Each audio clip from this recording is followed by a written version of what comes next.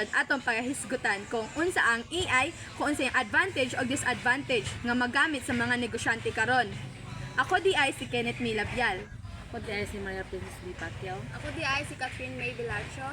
Ako dahil si Jen Peles Gonzaga. Ako dahil si Roland S. Nuwaga. Unsa man gyud ang AI?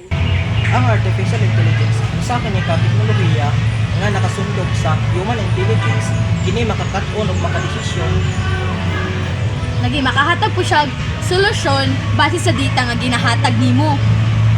Kung iya na maka ng AI, usa kay mga advantages nga na no? Nga magamit sa mga negosyante? Mapadali ang ilang trabaho. For example, naka-negosyo. Imbis nga ikaw ang maghimo. So sila na lang maghimo. So less trabaho, bitaw less kapoy sa inyo. Lagi, list po siya kung magkuhan pa kag mga kuan tao bitaw nga mag-recruit pa kag tao, daw kay sumituhan nimo. May na kayo, wala na sundo.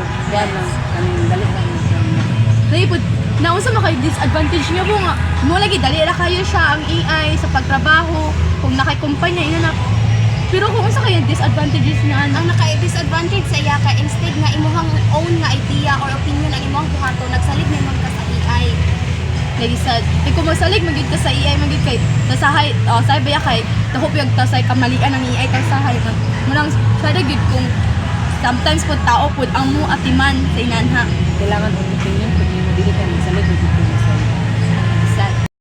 Na ako'y nakita nga isa ka eksperto nga ingon nga ang AI makatabang kaayo sa negosyo pero kinahanglan ang adunay hustong kahibalo ug limitasyon ang paggamit sa AI.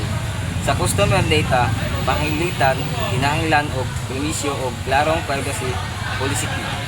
Lagi sad. Napapod ko nakita nga ingon si McKinsey nga 20 to 25% daw kuno sa mga negosyante nga gagamit sa AI kinilambo daw kuno ilang productivity. So dako gyud siya katabang AI no laban akong nakainegosyo. Huwag siya matabang kay daghan manggid kayo kanang idea ang mga AI na magamit nato. Lagi sad kay kapoy bad baya nga example kung tao sa dang imong kanon kay nasabi ang mga tao baya kay dali rag kapuyan nadako pa imong sweldo. So kung AI gyud kay murag ang imo na bitaw problemahon sa AI kay kung makuan sample na makay machine kanan sa imong factory na ang imo na lang problema na ana kung maguba siya na kung naging nalasad ba. Dali ra gyud kay ato kinabuhi sa may pero dili lang kita magsalig. Lagi sad. Ang artificial intelligence dili kani solusyon nga ikapuli nimo sa mga tao. Usa kani kahiman nga magpaayo, magpalambo sa imong negosyo. Maong sa mga negosyante diha, gamitan ninyo ang AI nga adunay kaalam, kaluoy ug responsibilidad.